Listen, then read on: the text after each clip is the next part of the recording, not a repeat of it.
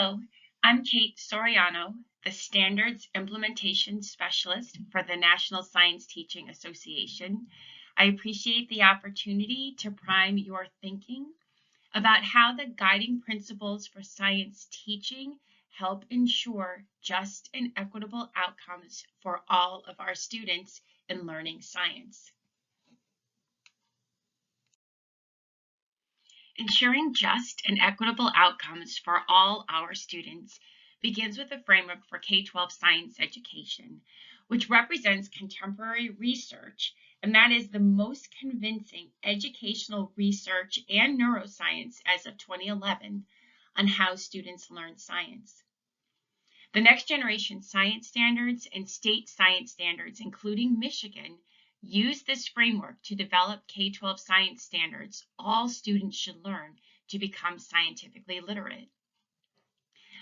I'll pause here just a moment to give you an opportunity to read this excerpt from a framework for K-12 science education that describes the vision for science teaching and learning.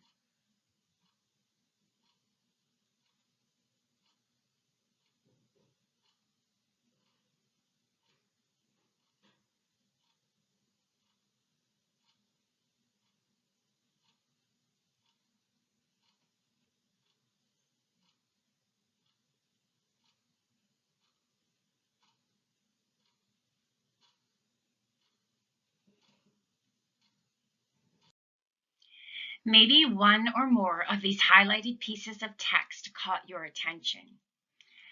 Coherent progression of science learning over students' career in school. Thinking, acting, and talking like scientists. That's the three dimensions of teaching and learning highlighted in blue and green and orange. And learning driven by students' genuine curiosity of, experience with, excitement over, care about, or concern with happenings in the world. So how does this vision of science education help ensure just and equitable outcomes?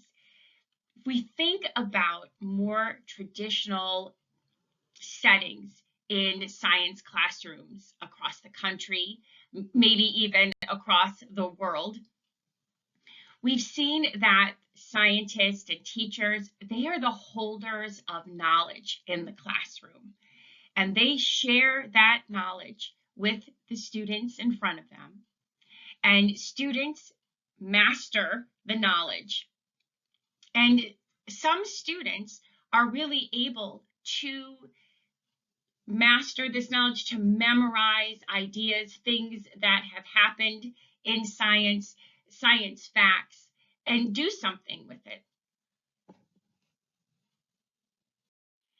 The research shows, and maybe your own experience as a student in school, that students that are interested in the topic are the ones that learn science. And students may come in the door with that interest, or that interest may be generated by the enthusiasm, the excitement that they see in their teacher about a particular topic.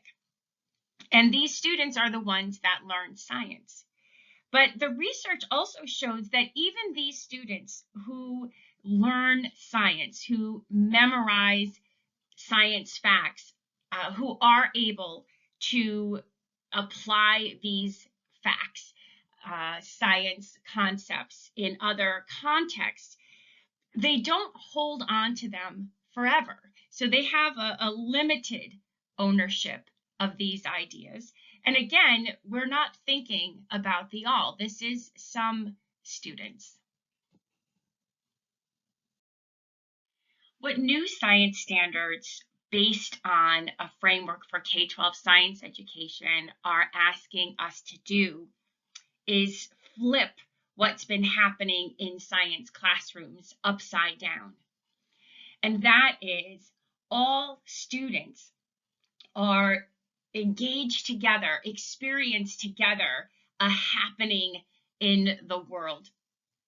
And in doing so together, They share what they observe about that happening.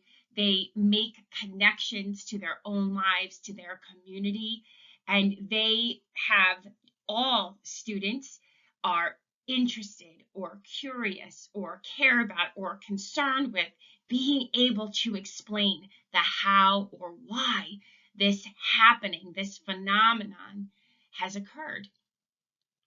And in this case, it catapults the students into that piece about acting, thinking, talking like scientists, to build this knowledge that they own forever, that it becomes part of them. So the students in the room are the knowers. The students in the room are scientists and engineers.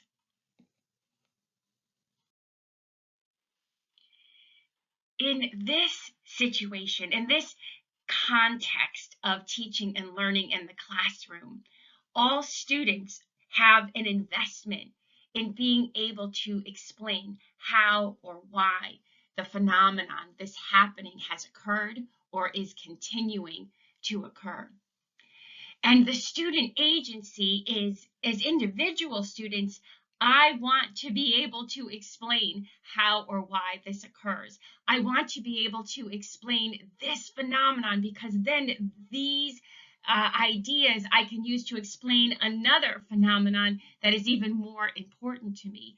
And together, as part of a learning community, we want to be able to explain how or why. We will work together to figure out how to do it. And we together with the teacher will be able to put all of the pieces together to be able to explain the phenomenon in front of us and other phenomena that we care about. The guiding principles facet of science teacher preparation is about supporting teachers in making decisions that support just and equitable outcomes for all the students in front of them. And if you take a look at this slide, this is another representation of that flipped upside down arrow on the previous slide. And think about this as is what science teaching and learning looks like day to day in the science classroom. And think about how the choices that you make, that teachers that you are supporting, can support what's happening in the science classroom. And that is the choices you make to allow students to experience a phenomenon as part of a learning community. And that experience is what catapults students. We want to figure this out into the science and engineering practices. And we want students to see that science is a social endeavor, and that you make decisions that create opportunities for students to share ideas, build on each other's ideas, change their minds in light of new evidence, all in service to build science ideas and cross-cutting concepts that will allow them to explain the how or why of the phenomenon that started them on this journey, and to own deeply the ideas so that they can go out into the world after school on that day, or in their career as students in school, or in their life, to explain how or why phenomena that are important to them or solve problems in front of them. That they have the confidence and the ability to do this work. Thank you so much.